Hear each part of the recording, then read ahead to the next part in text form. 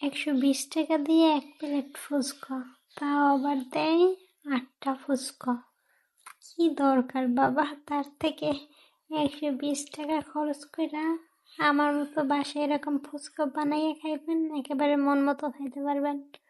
তো এই ভিডিওর ভিতরে সিক্রেট হয়েছে, মানে এই যে কাজটা করতেছি এখন।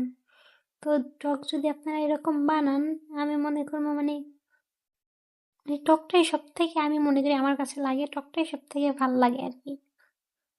তো আমার কথা যদি বিশ্বাস না হয়, আমার এই ভিডিও দেখে এইভাবে টক বানাই দেখেন, দেখবেন টকটা কি টেস্ট হয় আর কি, বলার বাইরে, অসাধারণ এক কথায়।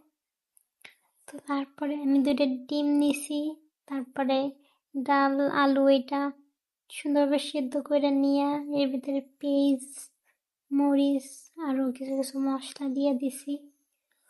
পরে একটা ডিম দিলাম, 2টা ডিম নিছিলাম, 2টা আমার লাগে নাই, একটা দেওয়ার পরেই মানে অনেক হয়ে গেছে আর কি। তো ডিমগুলো সুন্দরভাবে মিলাইয়া নিয়া টক তো আগেই বানাই রাখছি। তারপরে ফুচকা ভাজার পালা আর কি, ফুচকাগুলো ভাজছি, তাই কিছু কিছু ফুলছে, আবার 2-1টা ফুলে নাই। তো তারপরে খাইতে চলে আসলাম। ওকে, বাই সবাই, ভালো থাকবেন।